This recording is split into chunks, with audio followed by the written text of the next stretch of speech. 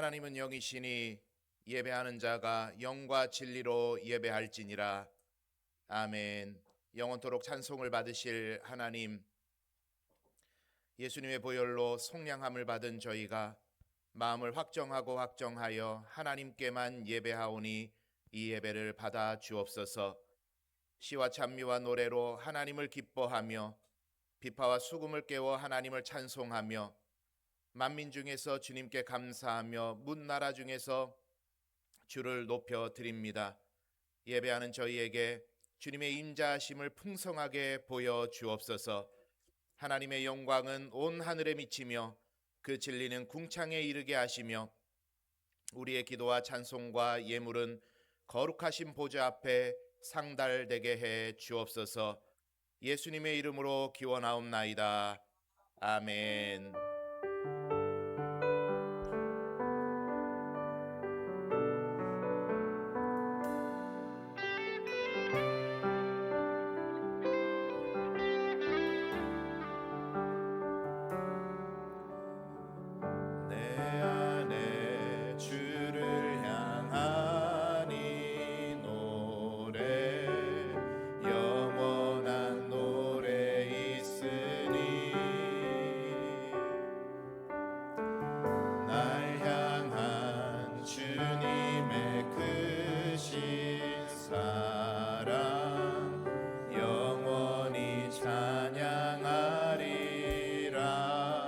십자가 그 사랑, 십자가 그 사랑 찬양하리. 날 구원하신 그 사랑, 내 삶을 드려 찬양하리라. 놀라우신 주의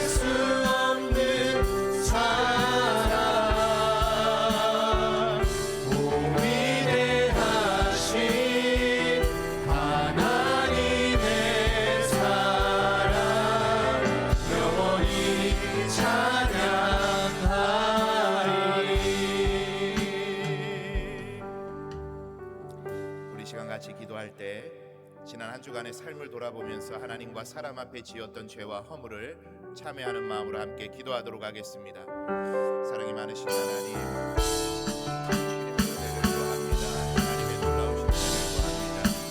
하나님의 인도하심이 아니면 우리가 단 한 순간도 하나님 앞에 설 수 없는 죄인임을 고백합니다. 주님, 우리의 모든 죄를 용서하여 주시고 하나님 앞에 정결한 몸으로 정결한 마음으로 예배의 자리로 나아가게 하여 주옵소서. 우리가 오직 하나님께만 집중하는 시간 되게 하시고 우리의 몸과 마음을 드려 하나님께 상대사로 예배드리는 예배 자리가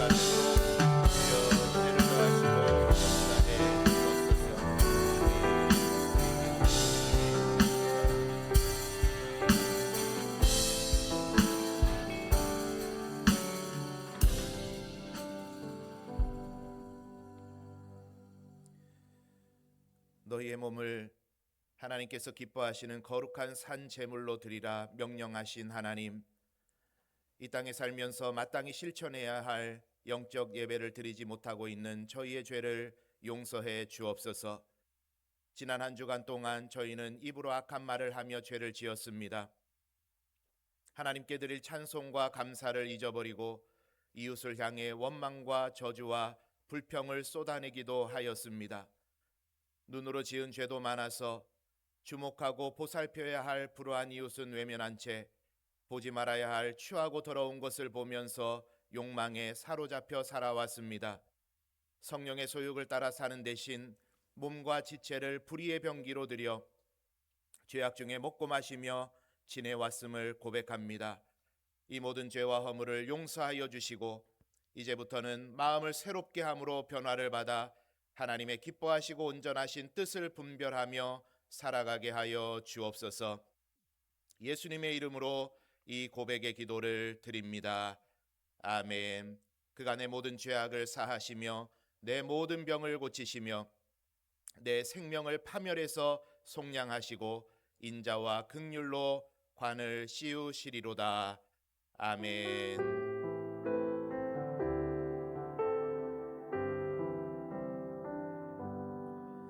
나는 전능하신 아버지 하나님 천지의 창조주를 믿습니다. 나는 그의 유일하신 아들 우리 주 예수 그리스도를 믿습니다. 그는 성령으로 잉태되어 동정녀 마리아에게서 나시고 본디오 빌라도에게 고난을 받아 십자가에 못 박혀 죽으시고 장사된 지 사흘 만에 죽은 자 가운데서 다시 살아나셨으며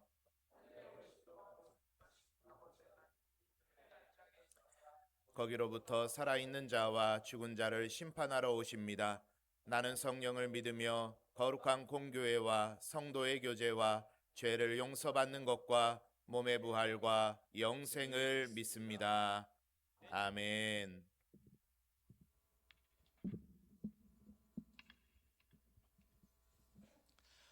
할렐루야! 할렐루야! 아멘! 우리가 이 시간 온 마음과 온 정성을 다하여 기쁨으로 주님 앞에 나아갈 것입니다. 해 뜨는 데부터 해 지는 데까지 주 이름 찬양받을 해 뜨는 데부터 해 뜨는 데부터 해 지는 데까지 주 이름 자, 한 번 더 찬양하겠습니다. 해 뜨는 데부터 해 뜨는 데부터 해 지는 데까지 주 이름 찬양받으리 랄랄라 랄랄라 할렐루야 여호와의 모든 종들아 주 이름 찬양해 이제부터 영원까지 주 이름 찬송할지로 해 뜨는 데부터 해 뜨는 데부터 해 지는 데까지 주 이름 찬양받으리 해 뜨는 데부터 해 뜨는 데부터 해 지는 데까지 주 이름 찬양받으리 함께 랄랄라 랄랄라 할렐루야 여호와의 모든 종들아 주 이름 찬양해 이제부터 영원까지 주 이름 찬송할 우리 다 함께 목소리로 랄랄라 랄랄라 할렐루야 여호와의 모든 종들아 주 이름 찬양해 이제부터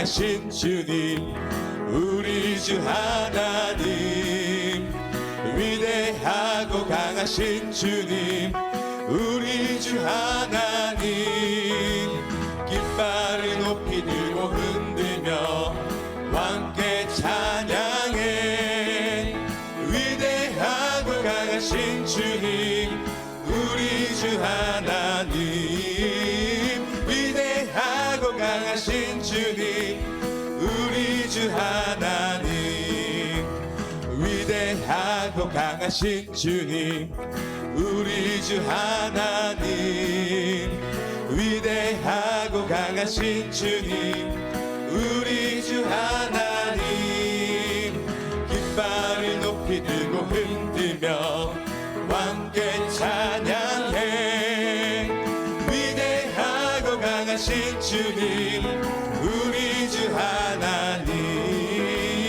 위대하고 강하신 주님 우리 크신 주께 영광 돌리세 크신 주께 영광 돌리세 하나님의 성에서 그의 거룩한 성에서 더가 높고 아름다워 온 세상의 기쁨 저 북방에 있는 시온산 우리 다시 한번 처음부터 찬양합시다 크신 주께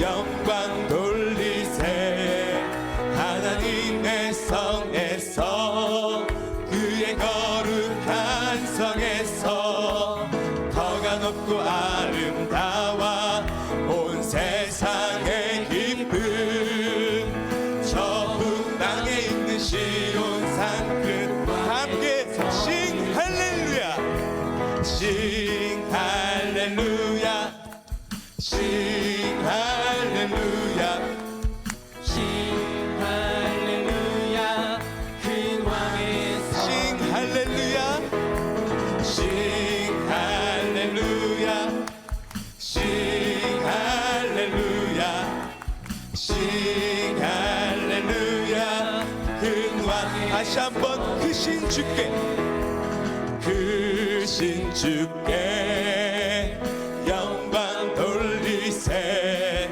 하나님의 성에서 그의 거룩한 성에서 더가 높고 아름다워 온 세상의 기쁨 저 북방에 있는 시온산 큰 왕의 성 싱 할렐루야 싱 할렐루야 싱 할렐루야 싱 할렐루야 큰 왕의 마지막으로 싱 할렐루야 싱 할렐루야 싱 할렐루야 싱 할렐루야 큰 왕의 성이세 큰 왕의 성 큰 왕의 성일세 아멘 우리 주님께 영광의 박수 올려드리기 원합니다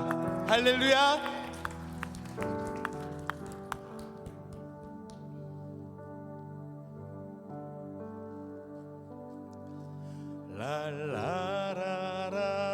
랄라라라라라 랄라라라라 랄라라라라라 랄라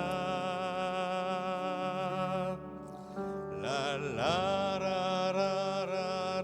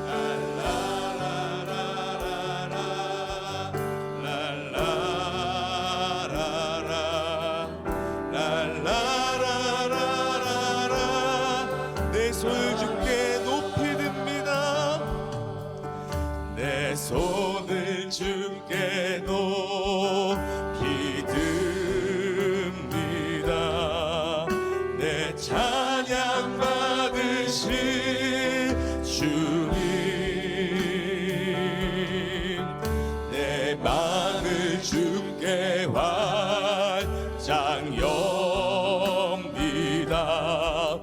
내 찬양 받으시 내 손을 주께 높이 듭니다.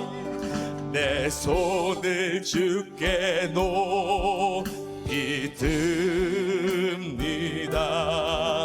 내 찬양 받으시 주님, 내 맘을 주께 환장엽니다. 내 찬양 받으신 주, 슬픔 대신 희락을, 슬픔 대신 희락을, 제 대신 화관을,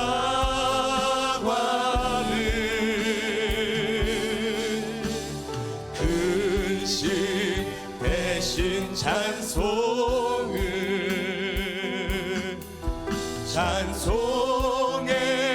옷을 주셔. 내 손을 주께 높이 듭니다. 내 손을 주께 높이 듭니다. 내 찬양 받으실 주님, 내 맘을 주께 환장엽니다.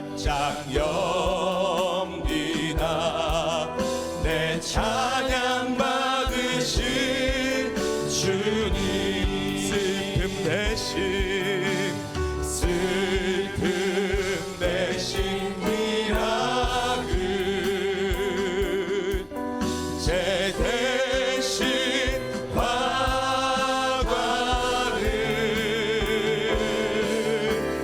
근심 대신 찬송의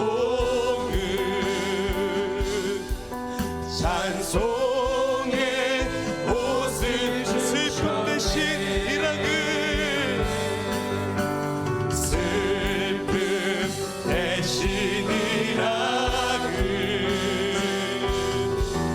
제 대신 화관을,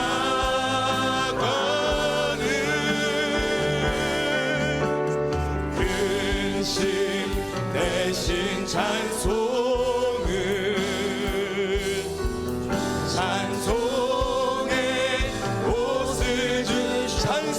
옷을 주셨네. 찬송의 옷을 주셨네. 찬송의 옷을 주셨네. 세상 소망 다 사라져가도, 세상 소망 다 사라져가도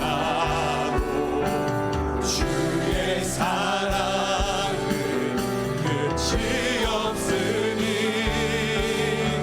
살아가는 이 모든 순간이.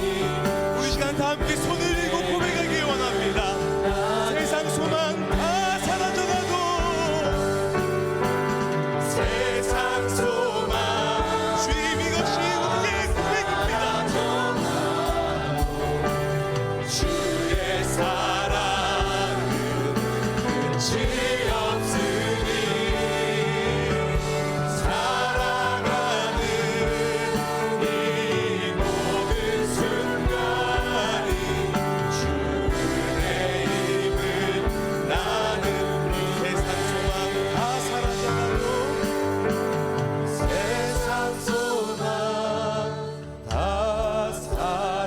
사라져가도 주의 사랑은 끝이 없으니 살아가는 이 모든 순간이 주의 힘을 나는. 우리 마지막으로 고백하겠습니다. 세상 소망, 세상 소망 다 사라져가도 주의 사랑은 끝이 끝이 없으니 살아가는 이 모든 순간이 주의 힘을 나는 믿네. 주의 힘을 나는 믿네. 주의 힘을 나는 믿네. 주의 힘을 나는 믿네.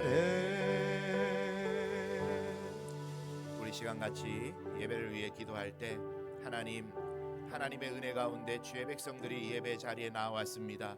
주시는 말씀을 통해 결단하는 이 시간 되게 하시고 우리 모두에게 성령의 충만함을 더하여 주옵소서. 이와 같은 기도의 제목으로 함께 합심해서 기도하며 나아갑니다. 사랑이 많으신 하나님, 주님의 은혜 가운데 우리가 오늘도 예배 자리로 나와왔습니다. 하나님 이 예배에 임재하여 주옵소서. 성령으로 우리를 충만케 채워 주옵소서. 말씀이 우리 안에 임재하여 이 말씀대로 살아가는 은혜를 더하여 주시고 이 말씀이 우리의 삶을 변화시키고 교훈하고 책망하고 바르게 하는 놀라운 영적 역사를 경험하는 이 예배 자리가 되게 하여 주옵소서. 하나님 각 심령을 만나주시고 한 사람도 그저 왔다 그저 돌아가는 발걸음 없도록 주께서 역사하여 주옵소서. 온전히 주님 영광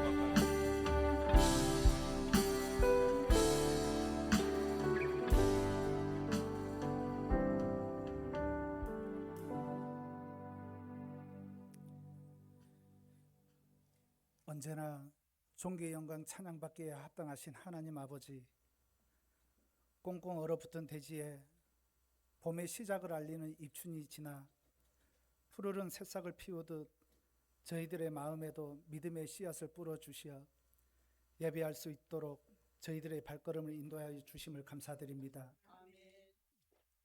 언제나 그랬듯 지내온 모든 연산의 역사 속에 하나님의 손길이 안 미친 곳이 없음을 고백하며 앞으로의 역사를 써내려가며 인도하실 하나님을 찬양하며 경배하오니 이 예배를 기뻐 받아 주시옵시고 홀로 영광 받아 주시옵소서. 평강의 하나님 아버지, 우리나라 고유 명절인 설날이 한 주 앞으로 다가왔습니다. 사랑하는 친인척 및 가족들과의 이야기 보따리 잔치에 맛있는 음식과 반가움으로 귀한 시간들이 되게 하시고 시간마다 하나님을 섬기는 그리스도인으로서 올바른 언행과 행실로 인해 믿지 않는 가족들의 심령과 믿음이 약한 이들의 마음에 예수의 향기를 전하고 예수의 사랑을 전파하는 귀한 선교사가 되게 하여 주시옵소서. 아멘. 먹고 싶고 사고 싶고 하고 싶은 모든 것들을 포기하고 오직 예수님의 사랑과 복음을 전파하고자 세계 방방곡곡에 계시는 선교사님들의 안위를 지켜주시고 그들의 신음소리까지 응답하여 주시기를 간절히 소망합니다. 아멘. 공의로우신 하나님 아버지, 우리 대한민국에 더욱 간섭하여 주시기를 원합니다. 서로의 미움이 미움을 낳고 더 나아가 오해와 갈등으로 인해 싸움을 부르는 정치보다는 하나님의 공의 아래 지혜를 구하며 진정 국민들이 원하고 편안한 삶을 살아갈 수 있도록 인도하여 주시고 다만 모든 주권은 그 어느 누구에게도 아닌 하나님 한 분이심을 인정하는 나라가 되게 하여 주시옵소서. 하나님의 말씀을 선포하시고자 단에 서신 김지원 목사님의 영과 육이 항상 강건하기를 간절히 소망합니다. 항상 가장 가까운 목사님의 동역자이신 신윤경 사모님의 입술의 기도 소리에 귀 기울여 주시고 피곤치 않도록 은혜 내려 주시옵소서. 아멘. 복된 말씀을 듣고자 합니다. 간절히 원합니다. 이 자리에 성령 하나님의 일하심으로 저희들의 심령이 좋은 밭이 되기를 원하며 우리의 심령에 귀한 하나님의 말씀이 뿌리 내릴 수 있도록 은혜 내려 주시옵소서. 아멘. 입춘이 지났음에도 날이 많이 춥습니다. 연산교회 성도님들의 건강을 지켜주시옵시고 복되고 복된 이 예배를 위해 찬양팀으로, 방송으로, 식당 봉사로, 청소로 헌신하시는 모든 이들의 손길이 천국에서 해같이 빛나기를 간절히 소망하오며 사도행전 29장을 써내려가기 위해 우리 연산교회를 하나님의 도구로 사용하여 주시어 한국교회의 본이 되는 사랑이 많은 말씀이 살아 숨쉬는 아름다운 교회가 되게 하여 주시옵소서. 우리를 위해 언제나 일하시는 주님을 믿사오며 예수님의 이름으로 기도드립니다. 아멘.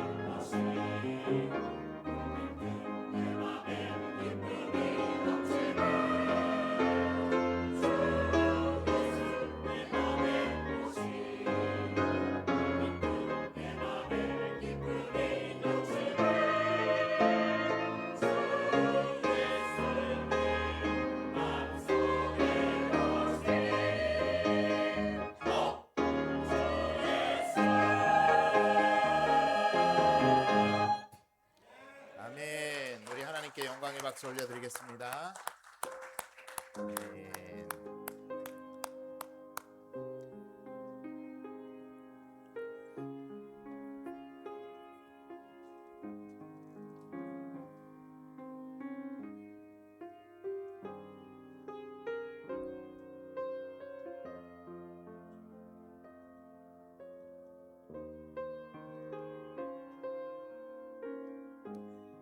할렐루야.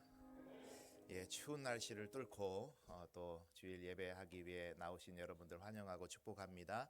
우리 옆에 앞뒤 좌우에 계시는 분들과 한번 인사하겠습니다. 은혜와 평강이 있기 원합니다. 자, 한 번 더 반가운 얼굴로 인사하겠습니다. 우와. 네, 아까 찬양하는데 다들 한 주 동안에 어떤 고난과 역경이 있으셨는지 좀 이렇게 같이 웃으면서 행복한 모습으로 그렇게 예배하면 좋겠다 하는 생각이 듭니다. 우리 한 번만 더 반대편에 계신 분들에게 다시 한번 인사합니다. 후아. 예, 감사합니다. 교회 소식 전해드리겠습니다. 오늘 오후 예배 시간에는 재직 세미나 있습니다. 그리고 작년 주일학교 임원 모임이 있습니다. 그리고 우리 지난번에 성경 필사 했죠. 9월 달부터 11월 달까지 성경 필사 했는데 잘 제본이 되었습니다.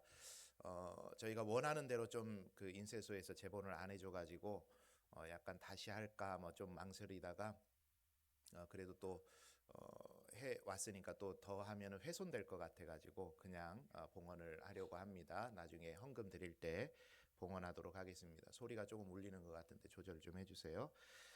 교구 예배 다음 주일에 있습니다. 그리고 다음 주 월요일부터 설 연휴가 시작됩니다. 그래서 설 명절 동안에 행복한 명절 되시기를 바라고, 월화수 새벽 기도회는 개인 기도로 대신하고 15일 주일 교구 예배 그리고 18일 수요 기도회는 항상 하는 대로 모이는 것 여러분 기억해 주시면 감사하겠습니다.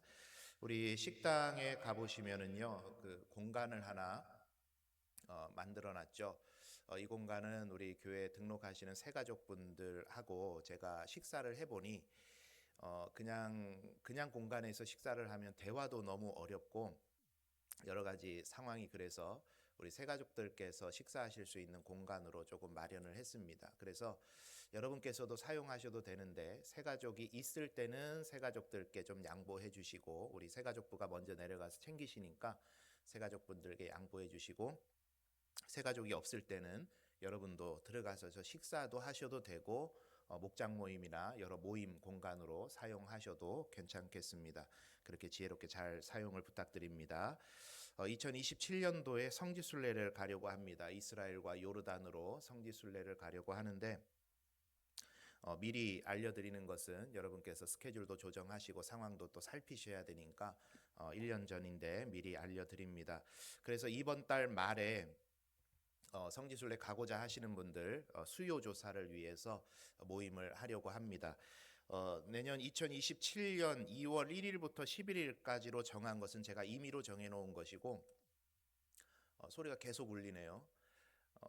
제가 임의로 정해놓은 것이고 이때가 설 명절이 끼어 있는 주간입니다. 그래서 여러분이 시간 내시기 조금 더 나으실 것 같아서 일단 임의로 정해놓은 것이고, 여러분께서 삶의 형편과 사정 고려하셔서 한번 나 가보고 싶다 그런 분들은 2월 말에 있을 모임에 함께 해주시면 우리가 세부적인 이야기들도 하고 또 여러분 의사도 좀 파악하고 하도록 하겠습니다. 지난번에는 이스라엘 요르단 가려고 그러다가 전쟁이 나는 바람에 취소를 했는데, 이번에는 이스라엘 요르단으로 못 가면 터키 그리스로 방향을 전환해서라도 어쨌든 꼭 가는 방향으로 그렇게 추진을 해보도록 하겠습니다. 설 맞아서 우리 여전도의 연합회에서 떡국떡을 판매하고 있습니다. 우리 성경 400독 이어달리기 정현진 권사님 이어달리고 계시고, 우리 강미애 집사님 부친 장례 잘 치르고 또 잘 은혜 가운데 마치게 됨에 감사해서 여러분께 떡과 요플레 제공해 주셨습니다. 감사드립니다. 주방봉사와 식당봉사 수고해 주시고, 우리 최정희 권사님 입원하셨고 서상일 성도님 해운대에서 온산으로 이사하신 것 알려드립니다. 그리고 우리 시훈이가 지금 제주도에 취직해가지고 거기서 열심히 일하고 있다가 오늘 예배 참석했는데, 우리 시훈이 환영의 박수 한번 하겠습니다.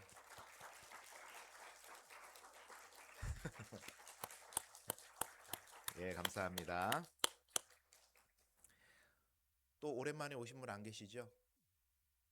네, 이제 우리 하나님 말씀 함께 보도록 하겠습니다. 오늘 하나님께서 우리에게 주시는 말씀은 구약성경 창세기 2장 4절에서 17절까지의 말씀입니다. 창세기 2장 4절에서 17절까지의 말씀인데 우리 그 중에서 15절에서 17절까지만 말씀을 함께 보도록 하겠습니다. 창세기 2장 15절에서 17절까지 제가 한 절 읽고 여러분 한 절 읽고 마지막 절은 같이 합독하도록 하겠습니다. 우리 하나님의 말씀입니다. 경청하십시오. 여호와 하나님이 그 사람을 이끌어 에덴 동산에 두어 그것을 경작하며 지키게 하시고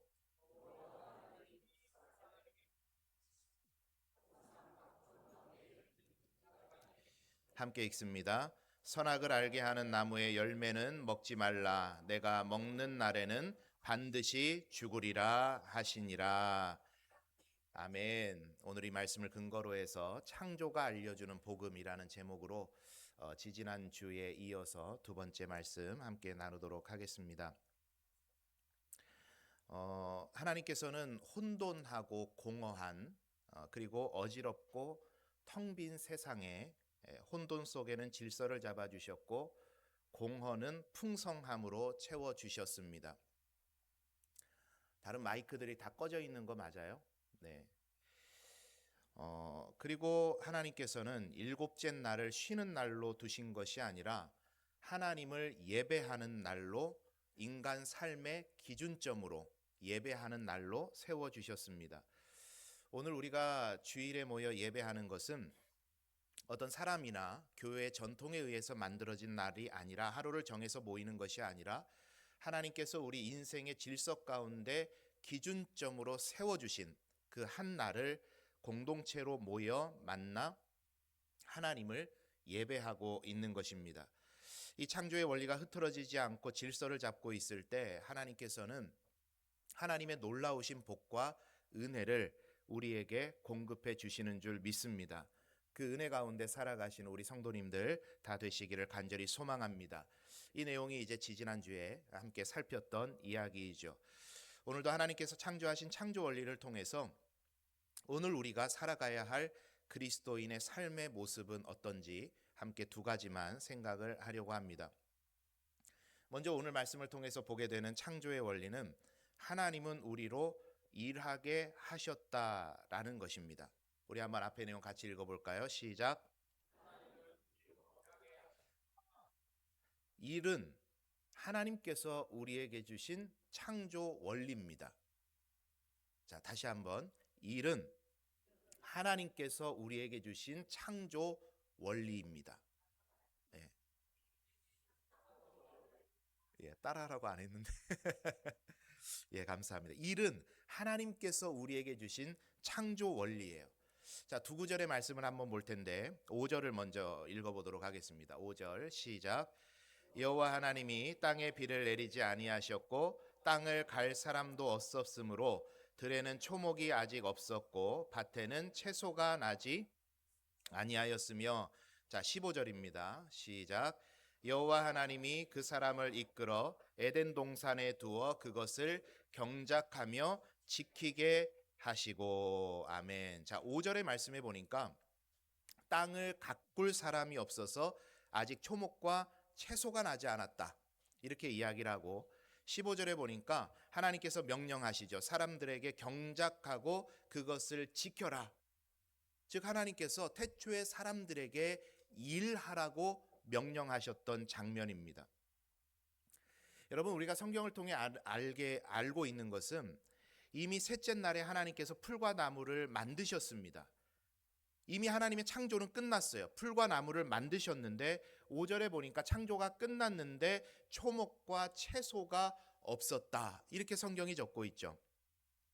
하나님께서 셋째 날에 물과 땅을 나누시고 땅에 식물이 나게 하셨는데 여기서 말하고 있는 땅은 원어로 보니까 에레츠라고 하는 땅인데 그냥 포괄적인 일반적인 땅을 의미하는 그런 의미입니다. 물과 땅을 나누실 때 그 땅이에요. 그런데 오늘 2장에서 보는 들과 밭은 사대라는 단어를 쓰는데 사람이 경작해서 먹거리를 얻게 되는 말 그대로 우리가 알고 있는 밭이라는 의미입니다. 즉 이때도 풀과 나무는 있었습니다. 그런데 사람이 경작하는 작물이 없었다라는 의미이고 그것을 경작하도록 하나님께서 맡겨주신 대목이 오늘 우리가 읽었던 본문인 거죠. 그러니까 일을 해서 먹거리를 얻도록 하나님 우리에게 명령하신 겁니다. 여러분 우리가 혹시 성경 공부하시다가 그런 이야기 들어보셨을 것 같아요. 저도 오래전에는 그렇게 이해를 했고 가르쳤습니다. 우리의 일이 언제 시작되었냐고 생각하냐면 일반적으로 일은 타락의 결과물이라고 이야기를 많이 합니다. 창세기 3장 17절에 보니까 땅은 너로 말미암아 저주를 받고 너는 내 평생에 수고하여야 그 소산을 먹으리라 그러셨어요. 그래서 사람들이 생각합니다. 일은 타락의 결과물로, 하나님께 범죄한 그 결과물로 우리가 평생에 수고하여서 그 소산을 먹게 됐다. 그때부터 사람들이 일하게 되었다. 그렇게 생각을 했는데 사실은 그렇지 않습니다. 일은 하나님께서 천지 만물을 창조하시고 인간의 손에 그것을 맡겨주시면서 경작하게 하시면서부터 시작된 게 바로 일이었던 거예요. 여러분, 제가 창세기를 보면서 이 사실이 다시 한번 눈에 들어왔을 때 저에게 주어진 일들, 특히 목사라고 하는 직업을 가지고 살아가는 저의 삶의 자리가 새롭게 해석되기를 시작하더라고요. 제 생각의 구조가 바뀐 거예요. 성도들이 달라 보이기를 시작했던 거예요. 제가 함께 목양해야 되는 장로님들이 달라 보이기를 시작한 거예요. 이를 통해 경험하게 되는 어려움들이 다르게 해석되기를 시작하더라고요. 아, 이 일이 타락의 결과물이 아니라 하나님의 창조였구나. 하나님의 창조 원리였구나. 하나님도 열심을 다해서 창조하는 일을 하셨고 그 일을 우리에게 위탁하게 하시면서 우리로 하여금 일하게 하셨던 겁니다. 자, 그런데 인간의 타락, 즉 인간이 하나님을 떠남이 일을 대하는 우리의 자세를 왜곡시켜 버리기를 시작했죠. 그래서 제가 한번 표를 만들어 봤습니다. 표를 만들어 봤는데 이걸 보면서 한번 제 이야기를 들어보세요. 타락 이전은 일의 주체가 누구였죠? 하나님이셨어요. 하나님께서 맡기신 일이었습니다. 하나님께서 에덴 동산으로 사람을 이끌어 가시죠. 내가 이거 다 만들었어. 너는 이제 이걸 잘 가꾸고 관리해라. 하나님의 위탁을 받아서 맡겨진 일을 감당하는 겁니다. 그러니 그 일은 사명감으로 하는 거예요. 하나님께서 맡기셨으니까 사명감으로 그 일을 하는 거죠. 그래서 그 일에는 하나님께서 일에 부어주시는 만족과 기쁨과 감사가 있었던 겁니다. 여러분 한번 생각해 보세요. 여러분이 일주일 동안 열심히 일을 하셨잖아요. 돈을 버는 일이든 집안에서 맡겨진 일이든 사회 구성원으로 살아가는 일이든 어쨌든 참 많은 일들을 하면서 살아오셨는데 그 일 가운데 만족과 기쁨과 감사만 있었으면 얼마나 좋으셨겠어요. 그죠? 그런데 인간이 타락하면서 이 일의 창조 원리가 훼손이 되게 되는데 타락을 기점으로 일이 수고하여야 그 소산을 먹으리라, 즉 수고로운 것들이 되어버린 거죠. 여기서 말하는 수고라는 단어가 그런 뜻입니다. 고통, 슬픔, 고역을 의미하는 단어인데 사람의 일이 고역이 되어버린 거예요. 그래서 성경이 기록을 했죠. 땅이 너로 인하여 저주를 받아 이제 너는 먹고 살기 위해 일을 해야 될 거야. 사명으로 하는 일이 아니라 살기 위해, 생존을 위해, 먹고 살기 위해 열심히 그 일을 해야만 했던 겁니다. 즉 일의 주체가 하나님에게서 사람에게로 옮겨져 와버렸고 그 일이 사명감으로 하는 일이 아니라 생존을 위한 일, 약육강식의 생존 원리 아래서 살아남아야 되는 수고와 슬픔과 고역스러운 일이 되어버린 거죠. 이게 창조가 알려주는 우리의 일에 대한 성경적인 통찰입니다. 여러분 혹시 제가 지금 방금 말씀드렸던 타락 이후에 달라져 버린 우리의 일을 대하는 모습이, 일을 대하는 마음이 여러분이 지난 일주일 동안을 살아오시면서 여러분의 일터에서 여러분의 삶의 자리에서 여러분이 느꼈던 그런 감정, 그런 마음은 혹시 아니신가요? 수고와 슬픔과 고역이지는 않으셨습니까? 여러분의 일터에서 급여를 받는 이 직장에서뿐만이 아니라 여러분 삶의 자리에서 경험하게 되는 모든 일들에 대한 그 마음, 그것은 여러분에게 어떤 의미이십니까? 피터 셰퍼의 희곡이죠. 아마데우스, 다들 아실 겁니다. 거기에 나오는 안토니오 살리에리는 여러 편의 오페라를 써서 크게 성공한 궁정 작곡가입니다. 그런데 많은 사람들이 그에게 찬사를 보내고 칭송하는 그런 시대적 작곡가였지만 그 본인 스스로는 만족이 안 되는 거예요. 다른 사람들은 다 위대한 곡이라고 칭송을 하지만 자기 이 안에는 뭔가 모를 빈 공간, 뭔가 내가 채워놓지 못하는 그런 음표가 있음을 날마다 깨달으면서 괴로워했죠. 그러던 어느 날 모차르트의 연주를 그가 듣게 됐는데, 신동이라 불리는 이 모차르트에게서 자신은 아무리 노력해도 해결이 안 되던 부분들이 이 모차르트에게서는 꽉꽉 채워져 있는 것을 그가 경험을 하게 됩니다. 그래서 모차르트의 음악을 들으면서 이 살리에리는 마치 자신이 새 장에 갇혀 있는 느낌이었다, 이렇게 이야기를 해요. 여러분 보세요. 살리에리는 자신의 일에 있어서는 모든 사람이 칭송할 만한 업적과 그에 따른 큰 부를 이루었습니다. 그러나 남들이 보지 않는 시간, 남들이 보지 않는 장소에서는 자신이 원하는 수준에 이르지 못하는 그 능력을 통감하면서 날마다 괴로워하는 거예요. 일이 괴로움인 거예요. 그럼 그가 부러워했던 모차르트는 어떻습니까? 살리에리가 부러워할 만한 그 출중한 능력을, 재능을 타고났음에도 불구하고 모차르트는 삶이 폐인처럼 그렇게 살아갔던 삶의 자리가 있었던 거죠. 여러분, 제가 우리들 각자의 이야기보다 희곡 이야기를 드리는 것은 우리 각자의 현 시점에서 느끼는 감정은 서로 다 다를 수 있겠습니다만, 인문학이 인류의 보편적 가치를 드러내려고 하는 것 아니겠습니까? 그러니까 이 인문학이 우리들에게 이야기해 주는 게 뭡니까? 인생의 기본적인 어려움이 뭐냐? 사는 게 다 같은 수고로움이더라는 거예요. 남들이 볼 때는 그렇게 안 보여도 각자의 그런 수고로움을 다 가지고 살더라는 거예요. 여러분, 제가 어르신들의 신방을 가면 아마 10 중에 9분은 그런 이야기 하십니다. 목사님, 남들이 볼 때는 제가 건강해 보여도요, 제가 성한 데가 없습니다. 종합병원이에요. 10분 중에 9분은 그런 이야기를 하세요. 그런데 제가 그런 이야기 들으면, 우리 인생이 그렇지 않던가. 남들이 볼 때는 되게 괜찮게 사는 것 같은데, 남들이 볼 때는 편안하게 사는 것 같은데, 드러나지 않는 각자의 그림자들을 전부 다 가지고 살고 있지는 않습니까? 여러분, 저를 보실 때 어떻게 보이세요? 세상 근심 걱정 없는 사람 같지 않으십니까? 네, 저를 보시면 되게 안 됐고 되게 불쌍해 보이고 안 그러시죠? 아마 없으실 것 같아요. 제 나름의 목회 원칙 중에 하나가, 목사가 성도에게 좀 불쌍해 보이지 말자, 좀 짠하게 보이지 말자, 그런 좀 마음이 있어요. 그 이야기 하자면 너무 기니까.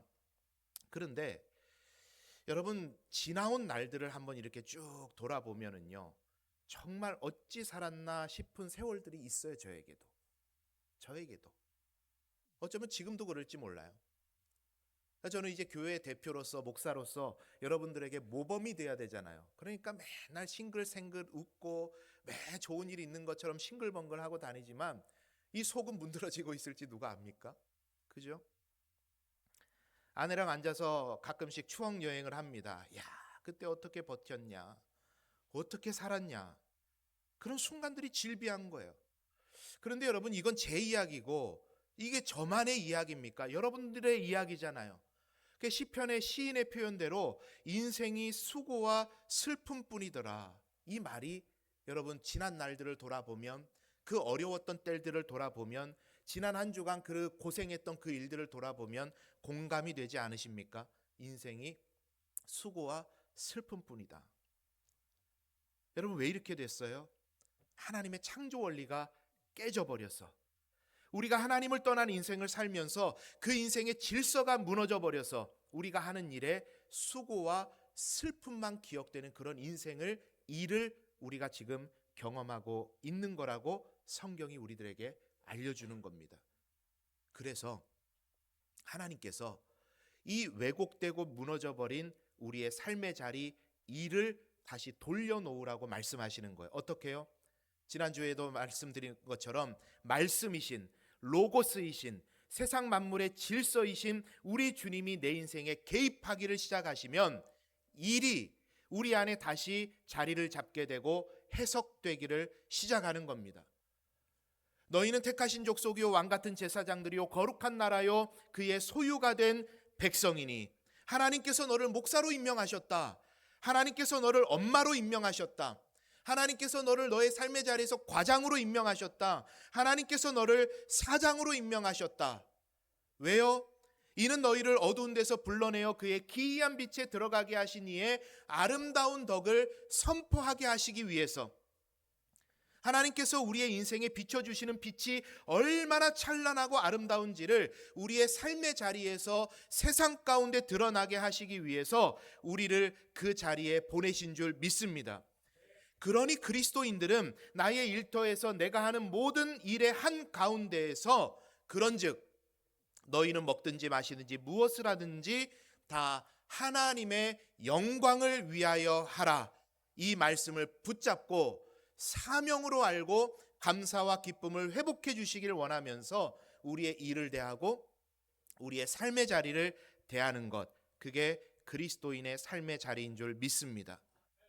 여러분, 제가 여러분을 보는 건 일반적으로 주일에 예배하기 위해서 한 번 보죠.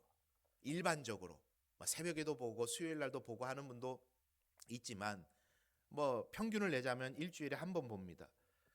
교회에서 인상 쓰고 계시는 분 잘 없어요. 다들 보면은 행복해 보이시고 기쁨 가운데 살고 계시는 것처럼 보입니다. 그런데 저는 여러분들의 얼굴을 보면서 한 가지를 더 생각해요. 항상 이분이 일주일 동안 일하는 일터에서도 이렇게 행복한 얼굴로 일하셨으면 좋겠다 라는 그런 마음이 저에게 있어요. 여러분, 복음은 영혼 구원만을 위한 게 복음이 아닙니다. 그건 복음에 대해서 아주 협소하게 해석하는 거예요. 복음은 실로 우리의 삶을 자유케 하는 게 복음인 줄 믿습니다. 혹시 여러분, 복음이 주일에 나와 예배하는 가운데서만, 말씀을 듣고 찬양하고 기도하는 데에서만 복음이 작동하고 있다면 이거는 실로 안타까운 일인 거예요. 여러분, 꼭 기도하세요. 하나님, 불평과 불만으로 일을 대하는 게 아니라 감사와 기쁨이 있는 나의 일터가 되게 해 주옵소서. 하나님, 육아의 자리에서도 자녀 때문에 내 인생이 매여 있는 게 아니라 생명을 살리고 키우시는 하나님의 섭리, 하나님의 일하심을 경험하는 육아의 자리가 되게 해 주옵소서. 설거지를 할 때도, 운전대를 붙잡고 있어도, 칼바람이 부는 현장에 서 있어도, 우리 모든 삶의 자리에서도 복음은 복된 소식이 되어서 이를 통해 기쁨과 감사와 은혜가 회복되는 그런 삶 속에서도 복음의 자유케 하시는 은혜를 경험하는 우리 모든 성도님들 되시기를 간절히 축원합니다. 그게 하나님의 창조 원리인 거예요. 일은 누가 주셨다? 하나님이 주셨다. 그래서 여러분, 오늘부터 생각의 구조를 조금만 바꿔보세요. 달라집니다. 일은 저주의 결과물이 아니에요. 일은 불신앙의 결과물이 아닙니다. 하나님께서 저와 여러분에게 사명으로 허락해 주신 자리, 그 자리가 일터임을 기억하시면서 복되게 살아가는 우리 모든 성도님들 다 되시기를 간절히 소망합니다. 두 번째, 우리가 말씀을 통해 보게 되는 창조 원리는 뭐냐면 하나님의 울타리 안에 살게 하셨다라는 거예요. 우리 한번 따라합니다. 하나님의 울타리 안에 살게 하셨다. 자, 이게 하나님께서 우리에게 주신 창조 원리예요. 하나님의 울타리 안에 살게 하시는 원리. 자, 함께 16절에서 17절의 말씀을 같이 읽어봅니다. 시작. 그 사람에게 명하여 이르시되 동상 각종 나무의 열매는 내가 임의로 먹되 선악을 알게 하는 나무의 열매는 먹지 말라. 내가 먹는 날에는 반드시 죽으리라 하시니라. 아멘. 여러분, 자녀를 키우실 때 자녀가 행복하기 원하시죠? 아멘. 자녀가 자유롭게 살아가기를 원하시죠? 그게 부모의 당연한 바람이죠. 그래서 여러분은 자녀들이 행복하고 자유롭게 살게 하기 위해서 차가 쌩쌩 다니는 우리 연산교회 앞에 도로에 그 아이가 막 마구잡이로 뛰어다니고 밤에 들어오고 새벽에 들어오고 막 그렇게 늦게 다녀도 여러분은 이 아이가 자유롭고 행복하게 살아야 되니까 그거 전혀 제지하지 않으시고 도로로 뛰어들든지 말든지 밤이 되건 새벽이 되건 들어오든지 말든지 그렇게 자녀들을 키우시잖아요. 자유롭고 행복해야 되는데요. 왜 그렇게 안 키우세요? 그게 행복이고 자유가 맞습니까? 왜죠? 제대로 된 부모라면 자녀에게 울타리가 되어주잖아요. 울타리가 되어주죠. 보이지 않는 울타리가 있어요. 아마 이제 한창 막 자라나는 우리 뭐 유아기 아니면 유년기 그런 아이들에게는 이 부모의 손이 미치는 곳이 울타리가 돼요. 그죠? 그래서 막 기어가고 그러면 얼른 가서 다시 데려다 앉혀놔요. 청소년기가 되면 어떤 게 울타리가 되죠? 눈에 보이지 않는 울타리들이 있죠. 몇 시가 되기 전에는 들어와야 돼. 자기 방문 닫고 들어가 버리니까 어떻게는 못하겠지만 어쨌든 울타리가 있어요. 아이들을 대학에 보내니까 이제 저는 이제 저는 그랬거든요. 대학을 나오면서 경제적 독립은 못했지만 부모님으로부터 독립을 하다 보니까 이제는 둘째 아이까지 대학에 들어가는 입장이 되니까 와, 이제는 아이들 떠나갈 때가 됐구나. 약간 마음에 허전함도 있고 쓸쓸함도 있고 뭐 그렇습니다. 그런데 그 아이들이 거기가 있다고 제 울타리 밖에 있는 건 아니에요.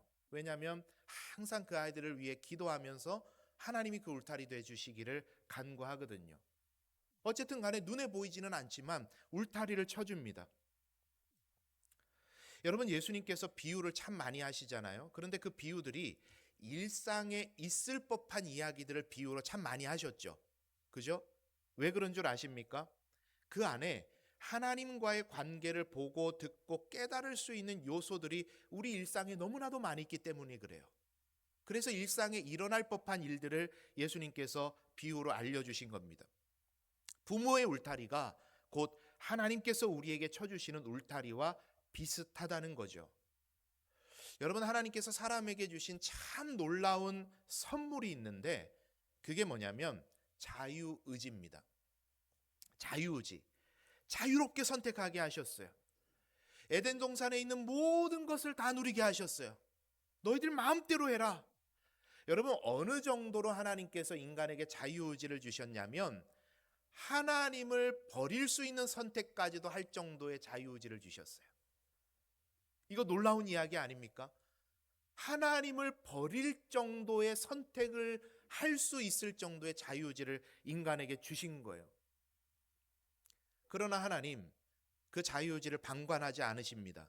그 자유가 실패로 돌아가지 않게 하시기 위해서 장치 하나, 울타리 하나를 쳐주셨는데 그게 뭐냐? 선악과, 성경대로 말한다면 선악을 알게 하는 나무로 울타리를 쳐주시죠. 그 선악을 알게 하는 나무는 창조주 하나님과 피조물인 사람을 나누는 울타리입니다. 너는 피조물이야. 그거 꼭 기억하고 살아. 너는 어린아이야. 너에게는 엄마의 도움이 필요한 걸 꼭 기억해 하는 울타리가 선악을 알게 하는 나무였던 거죠. 자, 그런데 악한 사단 마귀가 인간의 그 약점, 자유의지를 공격합니다. 너에게 동산의 모든 나무의 열매를 먹지 말라고 하시더냐? 여러분, 이 질문이 뭐죠? 사람에게 주신 자유의지를 제한당했다고 생각하게 한 거예요. 여러분, 지금 1인 이제 그 가정 시대도 됐고 또 개인의 자유와 그런 어떤 권리 이런 거에 굉장히 민감한 시대 아닙니까? 제가 TV를 보고 놀란 게 요즘에는 뭐 베란다에서 발코니에서 삼겹살 구워 먹는 것도 문제가 되고 냄새 난다고.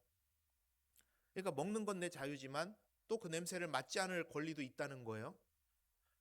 비행기에서 의자를 뒤로 젖혔는데 왜 내 공간을 침해하냐, 이런 게 시비거리가 되는 세상이 돼버렸어요.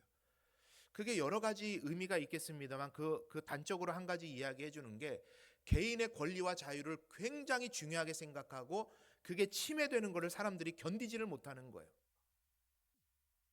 그런데 이게 사람의 인간의 원죄의 속성이더라고요. 사단이 이렇게 이야기를 합니다. 너에게 동산 모든 나무의 열매를 먹지 말라고 하셨냐? 아니, 나 자유로운 사람인데, 나 뭐든지 할 수 있는데, 근데 동산 중앙에 있는 선악을 알게 하는 나무를 먹지 말라고 하시네. 이게 갑자기 빈정상하기 시작한 거야. 이게 갑자기 나의 자유를 제한당했다고 생각하기를 시작한 거예요. 그때 사단이 딱 쐐기를 박죠. 해봐. 자유롭게 할 수 있잖아. 먹어봐. 그럼 네가 하나님처럼 될 거야. 그리고 울타리를 넘어버렸죠. 이게 창조 원리가 깨지던 순간입니다. 울타리가 무너지던 순간이에요. 이 깨진 창조 원리가 하나님은 안타까우셔서 줄곧 하나님께서는 구약의 말씀들을 보니까 그 백성들을 대하실 때 말씀해 보니까 하나님의 울타리를 계속 쳐주셨어요. 다윗은 이렇게 고백합니다. 산들이 예루살렘을 두름같이 여호와께서 그 백성을 두르고 계신다. 울타리를 쳐주고 계신다. 엘리사는 그런 경험을 하죠. 아람 군대가 사마리아 성을 둘러 진치고 있을 때 그 아람 군대를 하나님의 군대 불말과 불병거가 둘러치고 있는 걸 보는 거예요. 하나님께서 보호하시는 울타리입니다. 어미 새의 날개 아래 품으시고 이렇게 비유를 하세요. 또 그 백성을 공동체로 묶으시고 장막을 치시고 성막을 만드시고 율법을 주시고 예식을 주시고 절기를 지키게 하시면서 계속해서 하나님께서는 그 울타리를 백성들에게 주고 계셨던 거예요. 쳐주시는 거예요. 그러면서 그 말씀의 정신이 바로 그거 아닙니까? 그 안에 살면 안전하다. 그 안으로 들어와라. 계속 그 백성을 초청하시는 거예요. 그리고 신약에 와서 예수 그리스도를 통해 세워진 교회가 하나님 백성의 울타리가 되고 있는 겁니다. 여러분, 선악과는요, 강압적 형벌이 목적이 아니라 자발적 구속을 통해 참된 자유를 마음껏 누리게 하시는 하나님의 사랑입니다. 이게 창세기록에 기록된 복음이에요. 선악과는 강압적 형벌이 목적이 아니라 자발적 구속을 통해 참된 자유를 마음껏 누리게 하시는 하나님의 사랑입니다. 하나님의 사랑이에요. 하나님은요, 우리에게 자발적 구속을 요구하시죠. 자발적 구속이 뭡니까? 강제로 끌어다가 앉히는 것이 아니라 사랑에 이끌려 스스로와 앉기를 원하시는 거예요. 다시 한번 비유해 볼까요? 결혼관계가 그렇지 않습니까? 신구약을 통틀어서 하나님의 백성과 하나님의 관계를, 우리 주님과 예수 그리스도와 우리 그리스도인들의 관계를 성경은 혼인관계로 비유를 많이 하거든요. 그 이유가 있는 거예요. 결혼해 보니까 어떻습니까? 누가 나를 위해서 헌신하라 그랬습니까? 누가 나를 위해서 일평생을 바쳐달라고 요구했습니까? 사랑하니까 한 여자에게 매이고 한 남자에게 매이는 거예요. 이게 자발적 구속이거든요. 그런데 오랜 역사 속에서 하나님께서 울타리를 쳐주시고 들어오라고 요구하셨지만 깨닫고 들어오는 것 같다가 한 마리의 잃은 양처럼 뛰쳐나가고, 깨닫고 들어오는 것 같다가 집 나간 탕자처럼 또 뛰쳐나가 버리고, 그것이 계속해서 반복되다 보니까 하나님께서는 사랑으로 할 수 있는 가장 고귀한 일을 하신 겁니다. 목숨을 내놓은 거죠.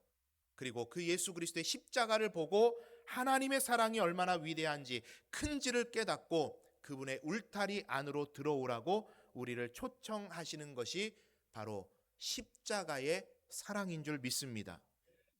하나님의 울타리를 박차고 나아가 버린 에덴 동산의 사건을 다시 리와인드해서 돌려서 바로 예수 그리스도의 십자가 안으로 들어오면, 그 십자가를 믿음으로 받아들이면, 그분의 말씀 안에 거하게 되면 바로 다시 한번 창조의 원리가 회복되게 하신 그 하나님의 구속의 계획, 그게 바로 십자가이고, 그 십자가를 통해 하나님의 놀라우신 은혜가 저와 여러분에게 임하게 된 줄 믿습니다. 바라는 것은 우리 주님께서 쳐주신 울타리 안으로 다시 들어가는 저와 여러분 되시기를 간절히 소망합니다. 그 울타리가 우리 손에 들려 있어요. 바로 하나님 말씀이죠. 다윗은 이 하나님의 울타리가 얼마나 복된 것인지에 대해서 시편 19편 7절에서 11절에 이렇게 이야기를 했습니다. 세 번역으로 한번 제가 읽어드릴 텐데, 시니까 시처럼 한번 적어봤습니다. 제가 읽어드릴게요. 주님의 교훈은 완전하여서 사람에게 생기를 북돋우어 주고, 주님의 증거는 참되어서 어리석은 자를 깨우쳐 준다. 주님의 교훈은 정직하여서 마음에 기쁨을 안겨주고, 주님의 계명은 순수하여서 사람의 눈을 밝혀준다. 주님의 말씀은 티 없이 맑아서 영원토록 견고히 서 있으며 주님의 법규는 참되어서 한결같이 바르다. 주님의 교훈은 금보다 순금보다 더 탐스럽고 꿀보다 송이꿀보다 더 달콤하다. 그러므로 주님의 종이 그 교훈으로 경고를 받고 그것을 지키면 푸짐한 상을 받을 것이다. 아멘. 자, 우리 제가 방금 읽어드렸는데 여러분의 목소리로 한번 같이 다시 한번 시를 읊어보도록 하겠습니다. 시작. 주님의 교훈은 완전하여서 사람에게 생기를 북돋우어 주고 주님의 증거는 참되어서 어리석은 자를 깨우쳐 준다.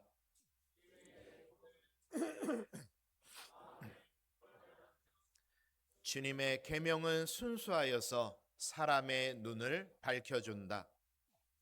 말씀은 티 없이 맑아서 영원토록 견고히 서 있으며 주님의 법규는 참되어서 한결같이 바르다. 주님의 교훈은 금보다 순금보다 더 탐스럽고 꿀보다 송이꿀보다 더 달콤하다. 그러므로 주님의 종이 그 교훈으로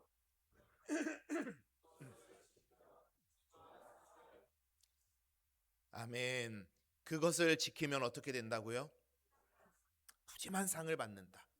그것을 지키면 어떻게 된다고요? 푸짐한 상을 받게 된다. 우리 사랑하는 성도님들, 우리 주님의 울타리 안으로 들어오면 푸짐한 상을 받을 것이다. 여러분의 인생에 상 받는 인생 되고 싶지 않으십니까? 여러분이 인생을 다 살고 하나님 앞에 섰을 때, 그래, 내 울타리 안에 네가 살다 왔구나 하는 칭찬과 상 받기 원하십니까? 우리가 하나님의 말씀 안에 살게 될 때 상 받는 인생 될 줄 믿습니다. 하나님의 상을 받는 방법을 하나님 정해 주셨는데 성적이 아닙니다. 여러 가지 행위가 아닙니다. 하나님의 울타리 안에 살 때 상 주신다. 이 울타리 안으로 들어가서 상 받는 인생 살아가는 저와 여러분 되시기를 간절히 소망합니다. 여러분, 이 한 주를 살아가면서도 우리 하나님의 울타리 안에 참된 행복과 만족을 누리며 살아가는 은혜 있으시기를 간절히 축원합니다. 어노인팅의 전은주 간사라는 분이 계십니다. 눈의 장애로 인해서 어렸을 때는 왕따를 당했다 그래요. 삶에 여러 가지 어려움을 당하고 또 삶에 참 많은 고난들이 있었다고 합니다. 그런데 이분께서 하나님 주시는 은혜 가운데 충만한 은혜를 경험하면서 이분이 곡 하나를 썼는데 이 곡의 의미가, 노래 가사가 참 의미가 있습니다. 내 아버지 그 품 안에서 내 영혼은 안전합니다. 주 손길로 내 삶을 안으시니 그 평강이 나를 덮습니다. 나 비록 나의 일터에서 나의 삶의 자리에서 비록 넘어지며 흔들리지만 내 안에 거하고 계시는 주님께서 나를 붙잡으시니 내 생각을 주께로 돌리고 주시는 평강의 옷을 입고 살아갑니다 하는 그런 찬양의 곡입니다. 여러분, 지난 한 주간 여러분의 삶의 자리가 어땠는지 저는 잘 모릅니다. 그러나 여러분의 그 삶의 자리를 안전하게 하시는 그 놀라우신 하나님의 손길이 저와 여러분과 함께 하시는 줄 믿습니다. 그 믿음으로 우리 함께 찬양으로 고백하며 나아가겠습니다.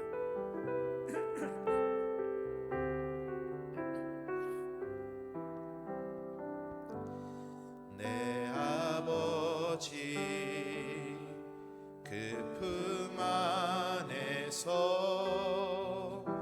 내 영혼은 안전합니다. 주 손길로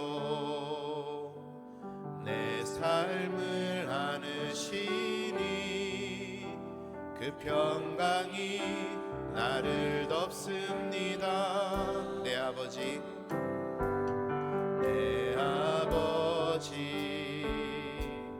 그 품 안에서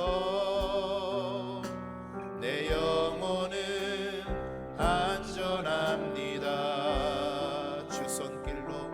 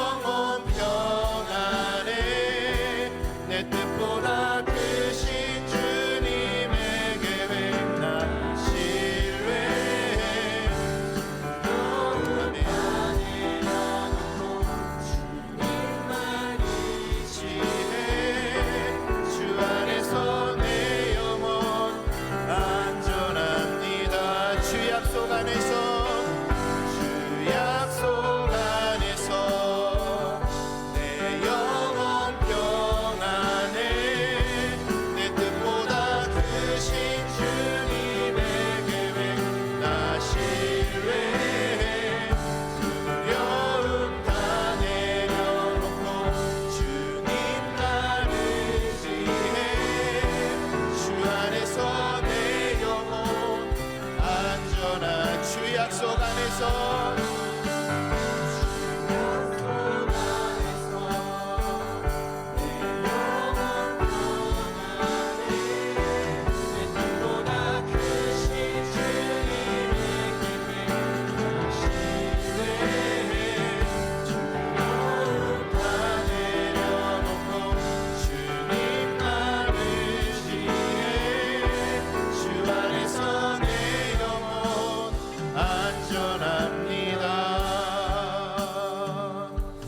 말씀을 기억하면서 기도할 때 하나님, 나에게 허락하신 일을 통해서도 하나님 주시는 기쁨과 감사와 은혜를 경험케 해 주옵소서. 주님께서 나를 위해 주신 울타리 예수 그리스도의 십자가를 받아들이게 하시고 말씀이 내 삶의 울타리가 되어서 나를 보호하시고 인도하시고 무엇보다 상 주시는 그 놀라운 은혜를 경험할 수 있도록 주님 나의 삶을 붙잡아 주시고 인도하여 주옵소서. 우리 말씀 기억하면서 함께 기도하며 나아갑니다. 사랑이 많으신 하나님, 오늘도 우리로 하여금 예배하게 하시고 말씀을 통하여 놀라운 은혜를 경험하며 나아가게 하시는 은혜 감사합니다. 하나님, 나의 삶에 쳐주신 울타리 하나님의 말씀 안에 살아가길 원합니다. 십자가 붙들고 하나님 복음 가운데 아름답게 살아가는 인생 되길 원합니다. 자유케 하시고 감사케 하시고 기쁘게 하셔서 날마다 하나님의 평강 가운데 살아가는 주의 백성들 되게 해 주옵소서. 주께서 인도하시길 원합니다.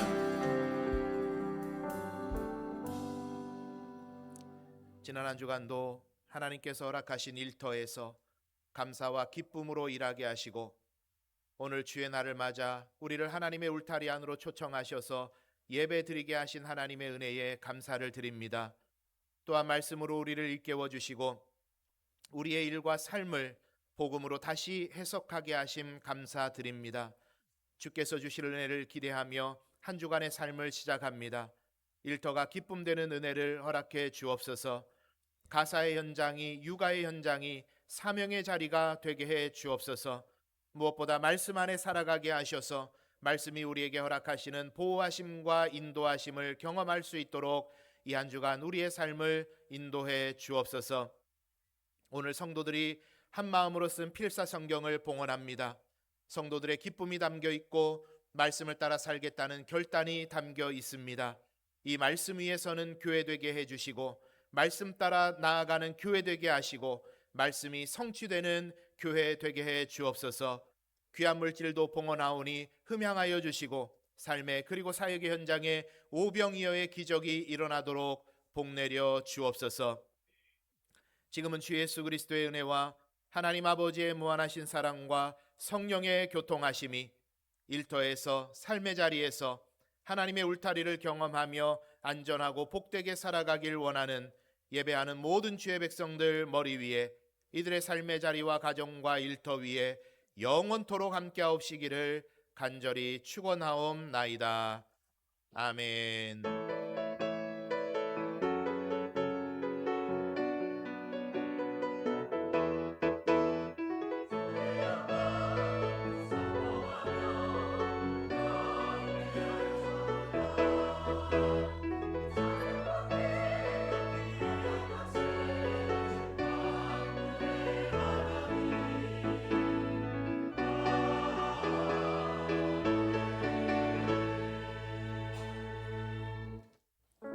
삶의 자리로 나아가면서 서로 격려하면서 찬양하겠습니다. 우리는 하나님의 자녀. 우리는 하나님의 자녀. 주 사랑 안에 우리 거할 때 주님 나를 사랑하신 것 같이 서로 사랑할 수 있네. 하나님 안에서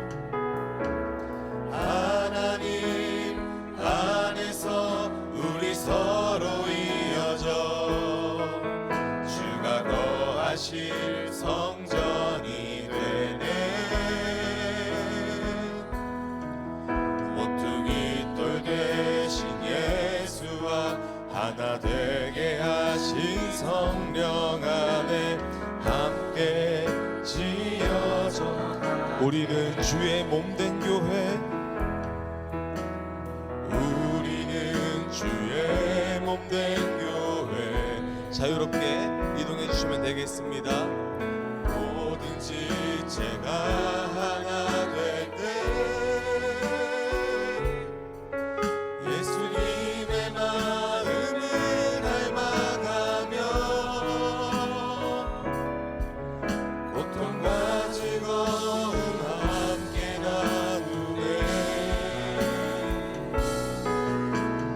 하나님 안에서 우리 서로 이어져 주가 거하신 성전이 되네. 모퉁이 돌 되신 예수와 하나 되게 하신 성령 안에 함께 지어져 하나님 안에서 우리 서로 이어져 하나님 안에서 우리 서로 이어져 주가 거하실 성전이 되네. 모퉁이 돌 되신 예수와 하나 되게 하신 성령 안에 함께 지어져